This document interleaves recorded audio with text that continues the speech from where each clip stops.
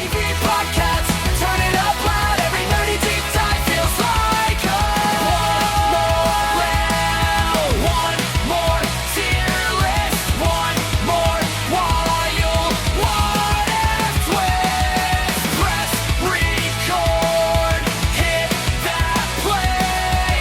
We could talk like this all day.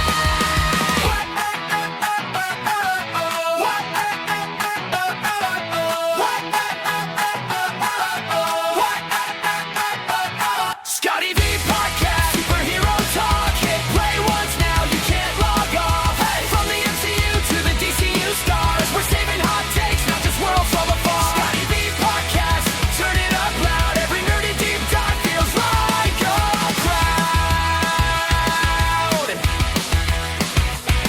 Scotty V podcast. Hey everybody, welcome to a brand new podcast episode. I'm Scotty V, and another episode to the road to Doomsday. So this week we're going to be talking about the Amazing Spider-Man, and then so I already pre-recorded all these already, so I hope you enjoy. Today we're going to be talking about the Amazing Spider-Man. So Sony decided to reboot the Sony Spider-Man movies and start from scratch, and they casted Andrew Garfield as Spider-Man Peter Parker. Now in this film, in this iteration of Spider-Man, they decided to go a different route, which they still kept the whole with great power comes great responsibility with Uncle Ben, but they added something else to it. Something we've never seen before, not in TV shows that I could remember. So they actually introduced his parents and how his parents worked for Oscorp, and they died in a plane crash because they knew stuff that was going on. And so that was a very interesting concept because I really didn't know too much about the Peter's parents and their history of their characters, basically. So we got the introduction to the characters, and we know that they never came back, but later on we found out that they died in a plane crash. So basically, in this film, Andrew Garfield, he seems like a cool skater type of guy. He's like, I ride a skateboard, so I'm a cool guy, you know what I mean? Which I found kind of weird, but you know what, I didn't hate it. I thought it was pretty cool.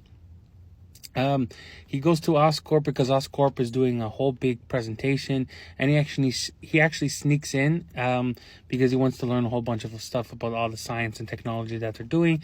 And as he's going in, he sneaks into like some other part of Oscorp, and he goes to explore, and he sees spiders and all that kind of stuff. He gets bitten by the spider because first he was freaked out because a whole bunch of spiders kind of fell on him, and he got bitten by one of the spiders. It was kind of weird because he got bitten in the back of the neck, and in Tobey Maguire's Spider-Man movie, he got bitten on the hand. So he's going on the train. He's feeling weird and all that. He actually has a nice moment in the train where he rips someone's clothes off, and he inadvertently knocks somebody out without realizing what he was doing because he was discovering his powers.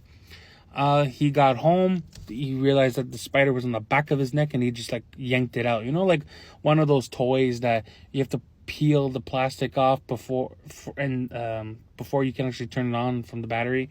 It was like that kind of stuff. Now the villain in this film was the Lizard, so something totally different, because in the previous films we got Green Goblin, we got Sandman, and Dr. Octopus, so they decided to go with a different villain for this film, and I don't blame them. And it's actually pretty cool to see a different villain.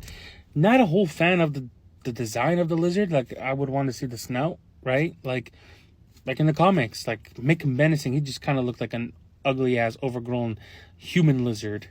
So basically, he's just experimenting with lizard DNA and how when you chop off something from the lizard's body part, it regrows, so he's kind of doing that. And he ends up doing that. He ends up making a serum that regrows his arm. But there's a side effect. It turns him into a lizard. And that can cause a lot of chaos. So in the film, Peter and Dr. Connors meet each other. They used to work. Connors and Richard Parker used to work with each other.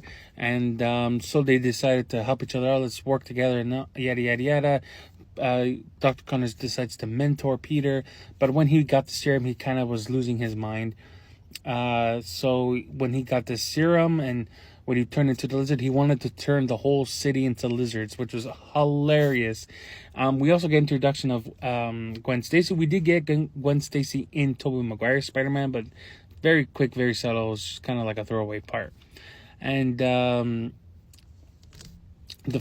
love with Peter Parker and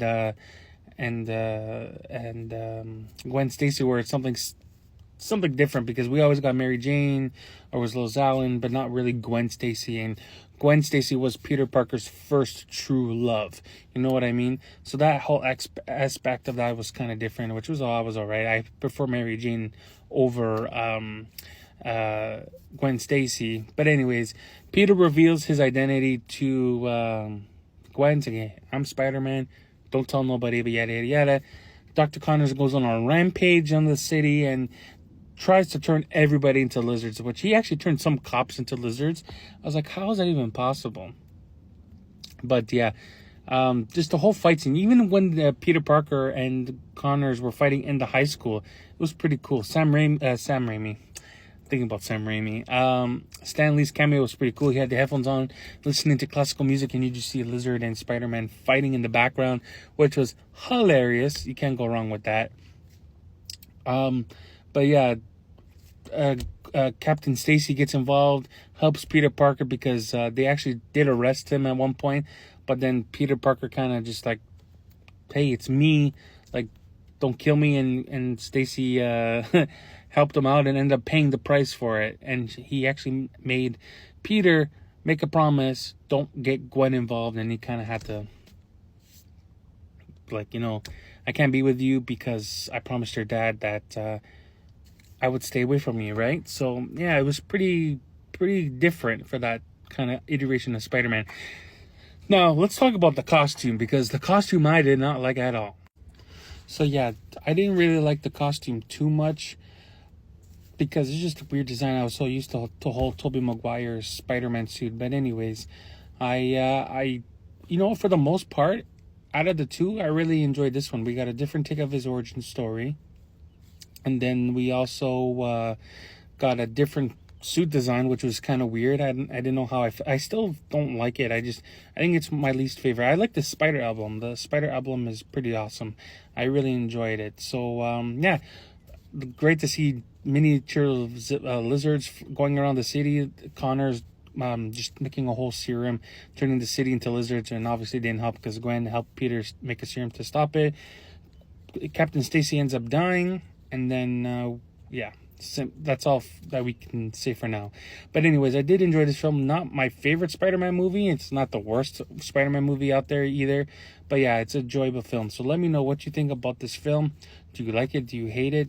You want to see more of Andrew Garfield? Because the next time we get him is Amazing Spider-Man 2 and also Spider-Man No Way Home. Anyways, thank you for watching. Make sure you like, share, and comment, and then I'll see you in the next one. Be good.